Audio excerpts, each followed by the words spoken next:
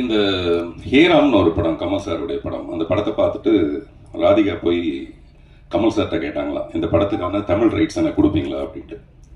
ஹேராம்ங்கிற தமிழ் படத்தை பார்த்துட்டு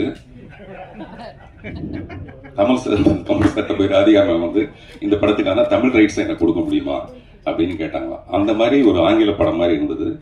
அதுக்கு அடுத்தபடியா இந்த படத்தை தான் சொல்ல முடியும்.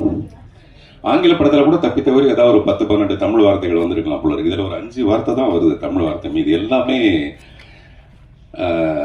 அப்படியே ஒரு இங்கிலீஷ் படம் பார்த்த மாதிரி இருந்தது. 1982 பால் நியூமன் பண்ண ஒரு படம், வெரிடிக்னு ஒரு படம் இருக்கு. நேற்று நைட்டு நான் வந்து இந்த படத்தை பற்றி ஏதாவது பேசலாங்கிறதுக்காக போட்டு பார்த்தா அந்த படம் வந்தது. இந்த படத்தோட ட்ரெய்லரும் அந்த படமும் வந்தது. கிட்டத்தட்ட 2 படம் ஒரே மாதிரி தான் இருக்கு. நான் சொல்றது கண்டென்ட் சொல்ல, கதையை சொல்ல, இந்த மேக்கிங் ஒரு இங்கிலீஷ் படம் மாதிரியே இருந்தது.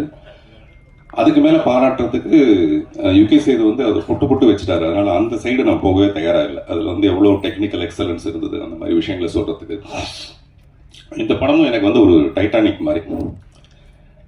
டைட்டானிக் பேஸ் வந்து ஒரு கப்பல். இந்த படத்துக்கு நான் இங்கே வர்றதுக்கு காரணம் ஒரு கப்பல். அந்த கப்பல் வந்து கோபி, ராஜி. நீங்கள் எவ்வளோ அடக்கமாக இருப்பேன் பொண்ணுன்னு எனக்கு தெரியும், நீங்கள் எப்படி மேடைக்கு வாங்க.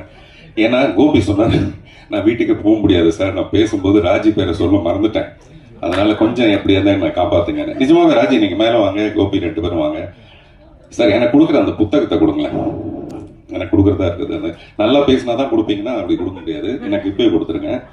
கோபி, ராஜி 2 பேரும் மேலே வாங்க.